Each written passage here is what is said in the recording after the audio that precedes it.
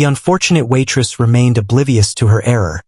Yet another incorrect coffee amidst another exhausting shift. She set the cup down before a silent figure in the corner booth, too weary to mind that he hadn't requested it. Unbeknownst to her, the man was far from ordinary, and that one chance encounter would set in motion a series of events that would disrupt the life she believed she had mastered, altering his existence in ways he could never have anticipated. Chloe West had long ago lost track of the countless days she had spent on her feet. Every shift merged seamlessly into the next, with time measured solely by the clattering of dishes, the hum of a malfunctioning overhead light, and the perpetual replenishment of tepid coffee. The diner where she worked lingered on the outskirts of the city, overlooked by tourists, disregarded by locals, and perpetually a touch too chilly, regardless of how high the thermostat was set.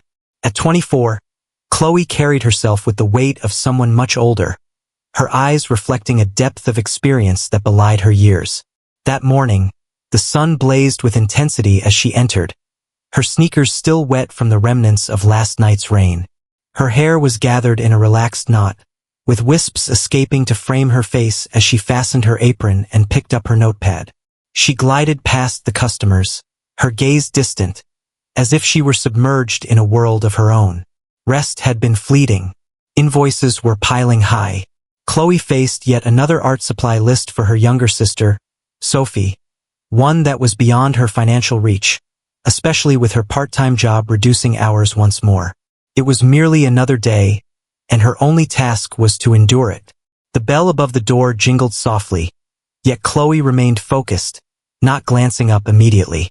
The man who entered slipped in silently, settling into the corner booth, the one that most tended to shun due to the persistent fogging of the window beside it.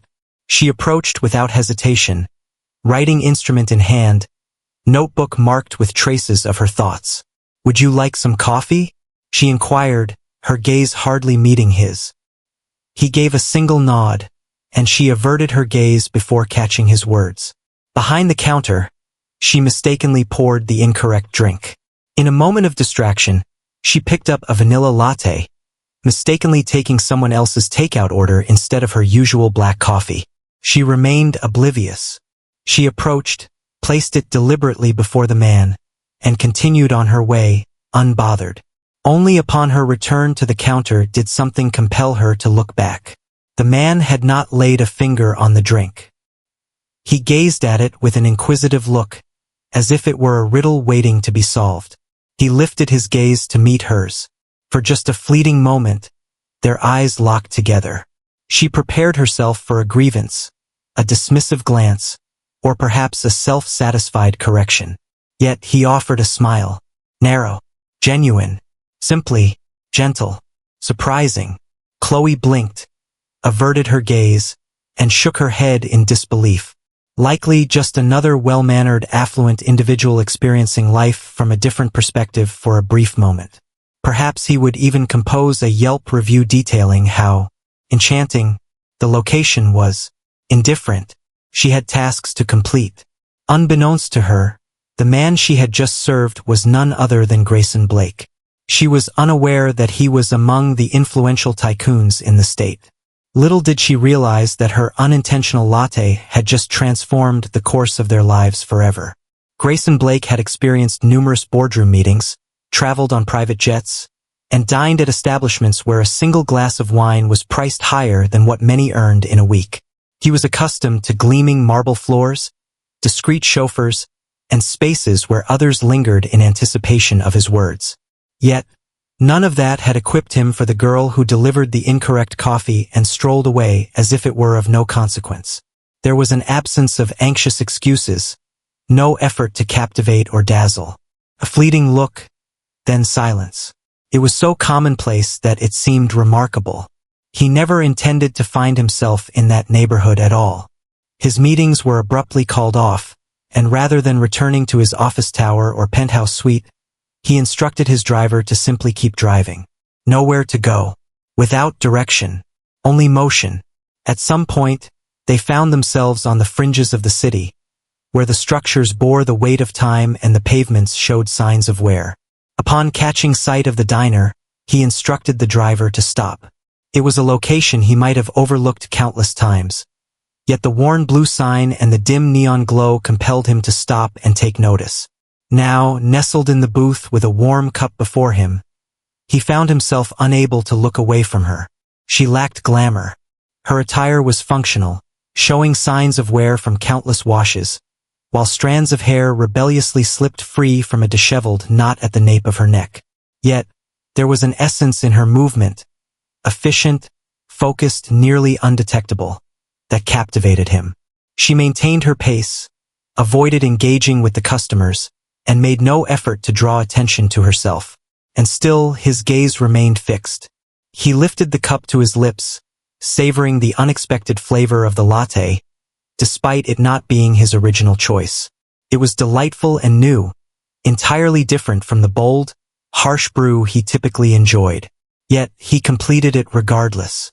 As she walked by once more, she chose not to pause. She was preoccupied with the challenge of balancing 3 plates on one arm while simultaneously scribbling notes with the other hand. A customer snapped at her for forgetting ketchup, and she remained composed, simply nodding before turning away to address the issue. Grayson observed the entire scene as if he were an audience member at a performance devoid of a script, immersed solely in the raw reality unfolding before him. He departed quickly, about an hour, perhaps even shorter. Yet, as he settled back into the car, the familiar urge to open his laptop or respond to the numerous missed calls was notably absent. Instead, he gazed out the window, contemplating how she had failed to glance his way even once. That night, as he sat in his impeccably serene apartment 30 stories above the city, the silence enveloped him more profoundly than ever before. The artwork on the walls appeared frigid. The wine lacked depth. For the first time in ages, Grayson Blake caught himself pondering someone who was unaware of his existence and likely wouldn't mind if she were. He felt an inexplicable pull, a certainty that he would return. Grayson found himself back at the diner the following morning, though he hadn't intended to go there. It was not part of his agenda, and he had not informed his assistant of his whereabouts. He found himself standing outside the chipped glass door, a sense of uncertainty washing over him as he pondered why his feet had brought him back to this place. The street remained unchanged, tranquil and weathered, with flaking paint adorning the nearby shops and a subtle hint of burnt toast lingering in the atmosphere. Unremarkable. As he entered and caught sight of her once more, gliding between tables with a tray in one hand and her notepad in the other, he sensed a change deep within him. Initially, she overlooked him. She was intent, wholly immersed in her daily practice. He settled into the familiar corner booth, bypassing the usual request for seating. He received no greetings. The venue lacked hosts or managers circulating to check on guests. It was a setting where you dished out your own patience, all the while wishing your request wouldn't vanish into the ether. As Chloe drew nearer, she realized who he was. A fleeting glimmer of astonishment crossed her gaze, swiftly masked by an air of detached professionalism. "Would you like some coffee?" she inquired, just like she had previously. "Indeed." Black this time, he responded, his tone steady and fluid. She gave a slight nod and turned to leave. The brief interaction spanned just 5 seconds. Yet he found himself revisiting it repeatedly while observing her pour the coffee from behind the counter. Her utter absence of pretense had an inexplicable allure. When most individuals identified him, which was quite easy due to his features in business publications and sporadic televised events, they either offered compliments or gazed in awe. But Chloe had regarded him as merely another item on an extensive list of requests. He returned once more the following day, and the next one following that. Every time, she attended to him in silence, devoid of any casual conversation. At times, she would arrive with black coffee, while other times it was yet again the incorrect choice. He never offered her any corrections. He merely observed and absorbed the sounds around him. From his vantage point, he absorbed her cadence. She consistently reserved the booth by the heater for the elderly couple that visited every Wednesday. She always had an extra pen tucked behind her ear, a silent promise that it was there for emergencies, even if it never saw the light of day, as if it were a backup for when everything else might crumble. He observed her taking her breaks in the alley behind the diner, leaning against the weathered brick wall, engrossed in a tattered paperback that seemed to have weathered many storms. He refrained from inquiring. Not at this moment. He sensed that she would retreat as soon as she sensed someone probing into her thoughts. He was careful not to frighten her away. He simply yearned to be present. After a week, the other waitresses started to murmur as he entered the room. He was unmistakably an outsider, distinctly out of place in a setting adorned with cracked tiles and flickering light bulbs. Chloe appeared to overlook everything. She maintained her distance, engaging only in succinct, essential exchanges. Yet, there was a subtle shift so minor he nearly overlooked it. One morning, she brought him his coffee and set it down softly, remarking, "You always sit here." He raised his gaze to her and offered a smile. "Just because you're present." She averted her gaze, yet her eyes held his for a fleeting moment longer than expected before she looked away. That night, Grayson reclined in bed, his gaze fixed on the ceiling. He found himself at a loss to articulate the unfolding events. He had crafted an existence in which each decision was deliberate, and every individual in his circle was carefully assessed and secure. Yet, he felt an undeniable pull towards a girl who hardly noticed his presence, who was oblivious to his existence, and who led a life so distant from his own that it seemed illogical. In that small diner, with its charred coffee and shattered clocks, he experienced a sense of authenticity that had eluded him for years. Almost 3 weeks had passed since Grayson first walked back into the diner, when Chloe finally engaged him in conversation beyond just taking his order. The afternoon dragged on, each minute stretching out as the warmth from the kitchen seeped through the flimsy walls, enveloping everything like an unshakable shroud. The majority of the booths stood vacant, with the usual patrons having already made their brief appearances. Grayson occupied his familiar corner, coffee nearly gone, a closed notebook resting beside him, untouched and waiting. Chloe strolled by, meticulously wiping down tables with a rag that carried a subtle scent of bleach. Upon arriving at his booth, she paused, uncertainty creeping in. It was subtle, nearly undetectable, a brief halt in her movement, the manner in which her fingers lingered over the table's surface. Grayson observed immediately. He glanced upward, caught off guard, yet filled with a flicker of hope. "You're not from around here," she remarked, her gaze averted. Her voice carried no blame. It was simply a matter of observation. Grayson reclined a bit, taken aback by the candidness. What revealed the truth? Which is more important, the shoes or the posture? Chloe released a delicate breath, a sound that danced on the edge of amusement and disdain. "Your presence suggests a sense of being out of place, yet you return time and again." "I enjoy the coffee," he remarked, indicating the cup with a subtle gesture. "No, you don't," she said with an unyielding tone. He chuckled, finding her candor delightful. "Indeed, you are correct. It's absolutely dreadful." As she began to walk away, his voice called out once more, halting her before she could slip into the kitchen. "What book are you diving into out back?" That brought her to a halt. She looked at him, cautious yet intrigued.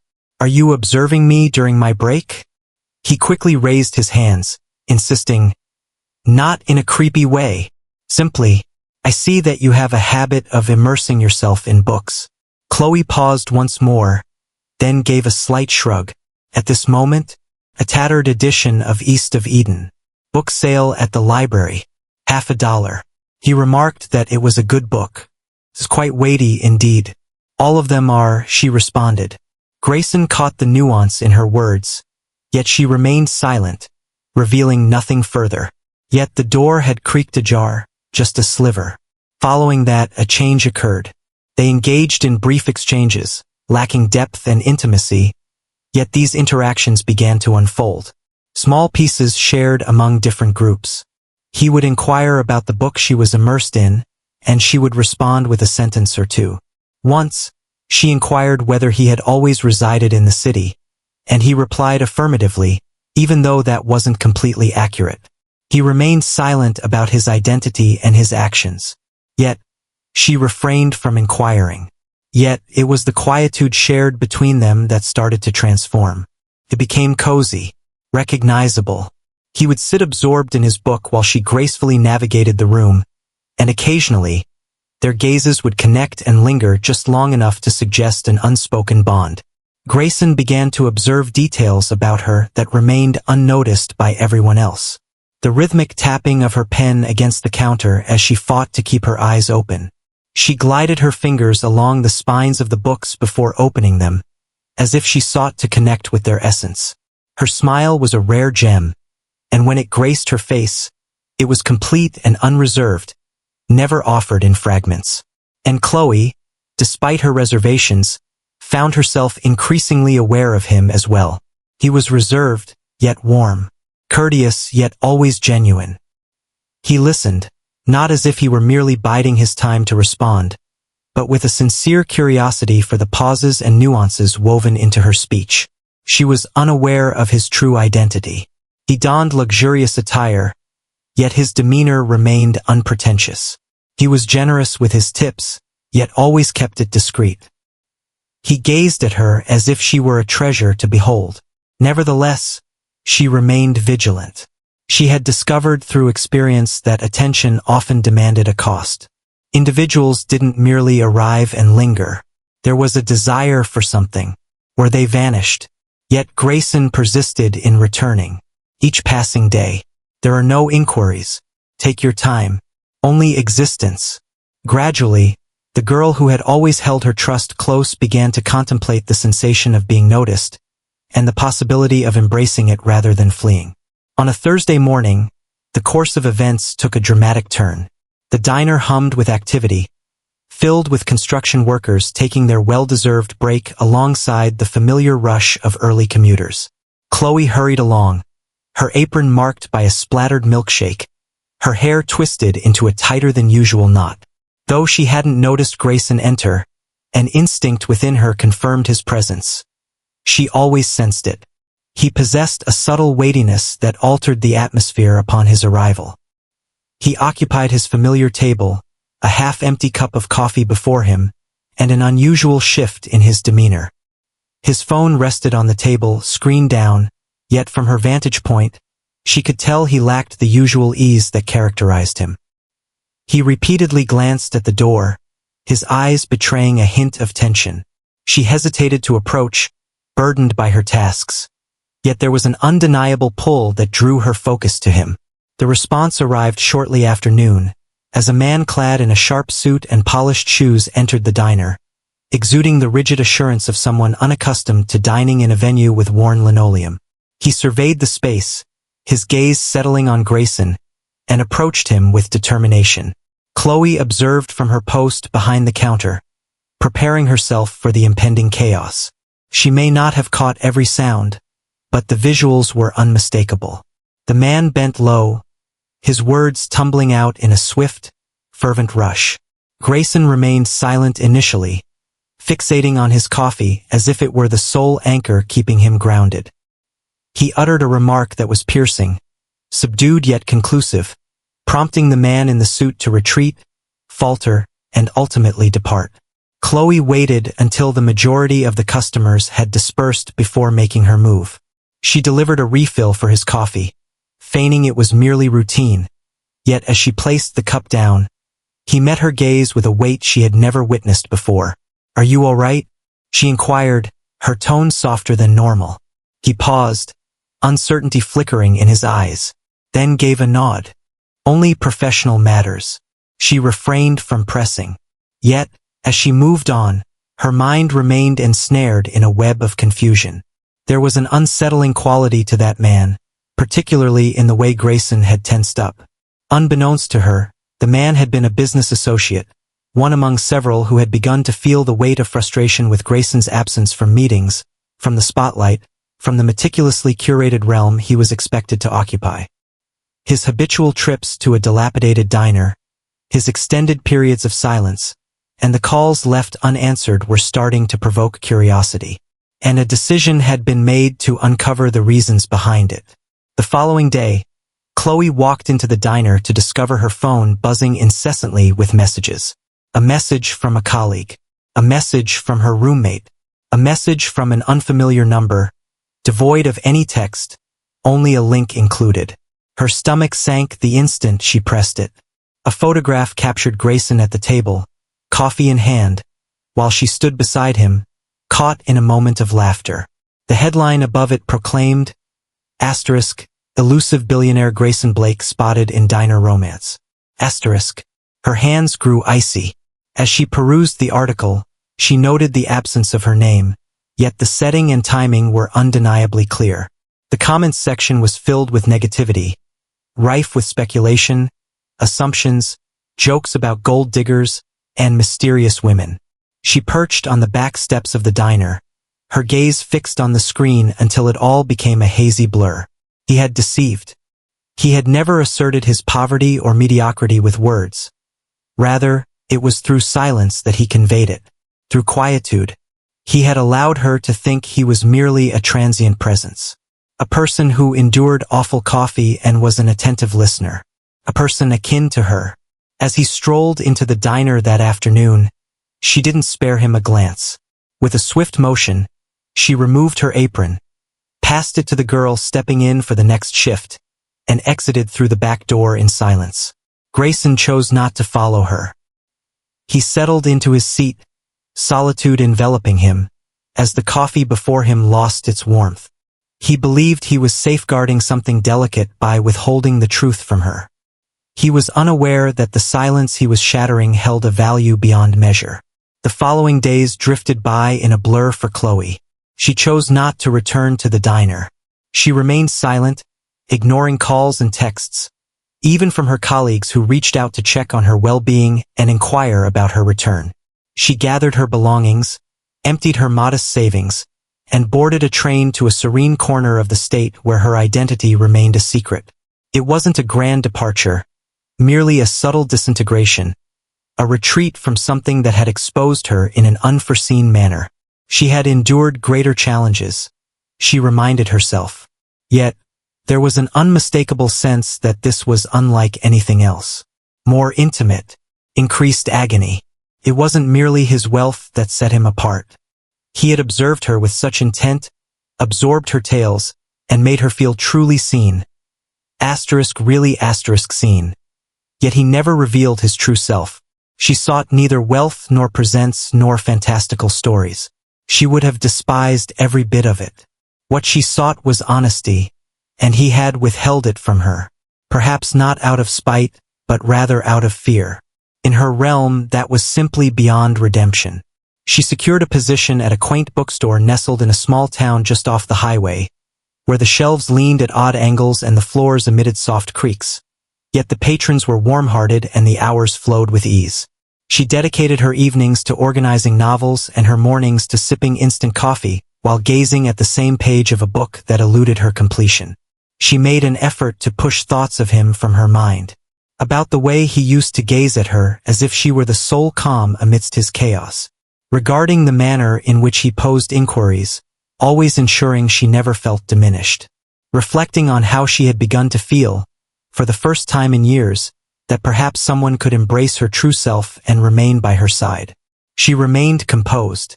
Not quite. She lingered in the quiet, grappling with the weight of guilt and the subtle, piercing pang of disappointment that resided just beneath her ribs. She had exercised caution. She had mastered the art of constructing barriers so tall that even she was unable to glimpse beyond them. Yet, against all odds, he had managed to slip through the cracks. One day, a letter arrived for her. An authentic one. Neither a message nor an email. A tangible envelope adorned with her name inscribed in elegant handwriting. No return address provided. No annotations. Within merely one page, it was unmistakably his handwriting. More chaotic than she anticipated, featuring minor adjustments and strike-throughs. Yet genuine, unfiltered. He did not plead. He refrained from justifying everything. He provided neither funds nor answers nor any sweeping displays of affection. He simply spoke the truth. He confided in her that fear had gripped him. Being with Grace and Blake always felt like there was a constant demand for something. Strength, impact, possibility. When he encountered her, and she regarded him as nothing more than a man with mediocre coffee and a soft-spoken demeanor, He experienced a sensation he hadn't known in years, a profound sense of safety. He expressed that he was aware he ought to have confided in her. With each passing day he returned to the diner, the struggle grew more intense. Not due to a lack of trust in her, but rather because his trust in her was boundless. He was determined not to disrupt the delicate, precious atmosphere they had created. And then, at the bottom of the page, a solitary line lingered in her mind long after the letter had been folded and refolded in her hands. If you seek the truth face to face, I'll be at the spot where you first served me the incorrect cup of coffee. She pressed the letter to her heart, gazing out the window for what felt like an eternity. She was uncertain if she could find it in her heart to forgive him. She was uncertain about her desire to proceed. Yet, she was certain of one thing: he had penned that letter himself. Not an assistant. I'm not a legal expert. Not someone accustomed to sharing emotions. It originated from him. For Chloe, the girl who had always kept her hopes at bay, that was sufficient to spark her curiosity. She repacked her bag once more. This time, not to escape, but to discover what lay beyond the veil of reality. The diner appeared just as it had when Chloe last visited. The neon sign continued to hum with a subtle flicker. The chipped paint around the windows still flaked from the edges, and the bell above the door chimed with that familiar, weary sound that once marked the beginning of each shift. Yet for her, everything seemed transformed. The atmosphere was thick with an unanticipated tension, as though the very structure recalled her presence and was pausing in anticipation. She lingered outside for a moment, gazing through the glass. The tables were partially occupied, a languid afternoon gathering, serene and consistent. A fresh face was behind the counter, a girl Chloe had never seen before. That was of no consequence. The far booth in the corner held the most significance. Her display. His display. He was present. Grayson sat upright, his hands neatly clasped on the table, a well-known cup of coffee resting beside him. He was neither engrossed in a book, nor scrolling through his phone, nor absorbed in his tasks. He sat there, still and silent, gaze fixed on the window yet seemingly oblivious to the world outside. There was an unmistakable vulnerability in his gaze, a rawness that contrasted sharply with the suave assurance she had always linked to him. He appeared weary and authentic. Chloe gently nudged the door ajar and entered the room. The bell chimed, yet he remained unmoved. Initially, no. It was only when she reached the midpoint of the room that he finally glanced up, and in that moment, a shift occurred in his expression, revealing a deeper layer beneath the surface. Not surprising, not a sense of ease, touch more subdued, as if air flows back in after a prolonged pause. She paused at the table's edge, her hands tucked deep into her coat pockets, her bag casually draped over one shoulder. In that brief silence, words eluded them both. The quiet lingered in the air, taut yet not severed. "I received your letter," she murmured gently. He nodded, rising gradually as though uncertain of his next move. "I never expected to see you here." She confessed that she hadn't thought so either. Yet another moment of stillness. The gentle clatter of silverware and soft murmurs enveloped the space. Yet in that secluded corner, everything else faded away, leaving only them. "I wanted to tell you," he said, his voice gritty and raw. "Countless instances. However, I was hesitant to spoil it. Your silence is what destroyed it," she said, her tone lacking anger, merely filled with exhaustion.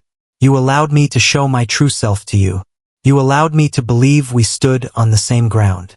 "I understand," he remarked, "and I despise that I did. I was reluctant to let go of the one aspect of my existence that had always felt genuine." Chloe gazed at the table, her eyes drifting to the vacant cup next to his, tracing the frayed edge of the booth where her fingers once lingered. She was uncertain about what emotions she might encounter. Anger, betrayal, a sense of resolution. But what washed over her was something more profound and uncomplicated. Melancholy. "You didn't need to try so hard to win me over," she whispered. "You simply needed to be authentic." "I wasn't attempting to make an impression on you," he stated. I aim to remain near without causing you to feel uneasy. She locked eyes with him, and once more, she felt that familiar gaze that had previously rendered her utterly defenseless. The hushed fervor, the calm that enveloped her, creating the sensation that she was the sole occupant of the space. I don't know if I can trust you, she said, her voice trembling as the words escaped her lips, each one a painful admission. He responded, I don't expect you to. Not immediately, perhaps never. Yet I am present. I will remain present, no matter the duration required. No elaborate display was made. There was no emotional plea, no audience holding their breath in anticipation. Two individuals, each fractured in their own unique manner, grappling with the question of whether there remains a flicker of connection between them that is worth preserving. Chloe gracefully eased into the booth opposite him, placing her bag gently beside her. She stated that she wasn't making any promises. I'm not seeking assurances, he replied. In that brief moment, a transformation occurred. It wasn't a solution. It lacked any hint of romance. It was an improvement beyond expectations. It marked the start of something new. A year later, the coffee remained as lackluster as ever, yet everything else had transformed. Chloe had shed the apron and the burden of aching feet from those grueling 14-hour shifts. Each morning, she unlocked the doors to a charming little bookstore tucked away in a serene corner of the city, where aged shelves held stories, handwritten signs added a personal touch, and gentle melodies floated through the air. It may not have been extravagant, but it belonged to her. Grayson had assisted her in launching it, subtly, without fanfare or claiming any credit. From the outset, she had been unequivocal. For this to be genuine, she required her own space, her own name attached to something. He held that in higher regard than anything else she had ever expressed. Sophie was improving as well. She began participating in art classes at a local studio just a few blocks away from the shop. On weekends, Chloe would affix her sister's sketches to a corkboard behind the register, showcasing them to all who entered. Laughter filled the apartment now. Genuine, hearty laughter. It wasn't flawless.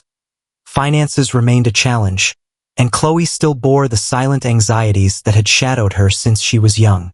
Yet, for the first time, life felt less like an unending race for mere existence. Felt unwavering. Grayson had transformed as well, not in the most apparent manners. He continued to manage his business, making appearances in polished boardrooms and conducting meetings in glass towers. Yet there was a subtle change within him. He spent additional time, spoke less yet absorbed more. He ceased all attempts to demonstrate anything to the world. His universe had contracted, yet it thrived in its newfound simplicity. In the serene nooks of Chloe's bookstore, he discovered the art of stillness. At times, he would linger for hours, engrossed in a book she suggested or assisting her in rearranging shelves, utterly unnoticed by the world that once revolved around him. They took their time with everything. No proclamations adorned the heavens, nor were there any bands nestled in luxurious cases. Their affection blossomed in the quiet moments, in the shared cups of coffee before the shop opened, in the weary phone calls after a long day, in the gentle kiss he placed on her forehead when he believed she was already asleep. Trust didn't arrive in a single moment, but it eventually did. Bit by bit, step by step. From time to time they would make their way to the diner, simply for the sake of remembrance. The corner booth remained unchanged, and the coffee continued to be dreadful. They would sit side by side, and Chloe would flash a sly smile as she pushed the cup in his direction. She would continue to feign her enjoyment, inquiring with a hint of curiosity. I've become quite fond, he'd declare earnestly, and she'd chuckle, rolling her eyes. They both understood that the cup of misguided coffee marked the start of it all. An error that turned out not to be an error at all. An instance so commonplace that it transformed into something remarkable. And at times, when no eyes were upon them, Grayson would lean over the table, grasp her hand and remark, "That day you mixed up my order. The most incredible experience of my life." Chloe was skeptical of fairy tales, especially those filled with castles and crowns. Yet, She held a firm belief in the power of second chances. From humble origins, in individuals who are present and committed. As she settled next to the man she had once believed was gone forever, in the very booth where their story had started, a singular truth resonated within her. The unexpected coffee had led her precisely to the place she was destined to arrive. For me, the conclusion of this tale transcends mere happiness. It embodies a subtle, mature triumph.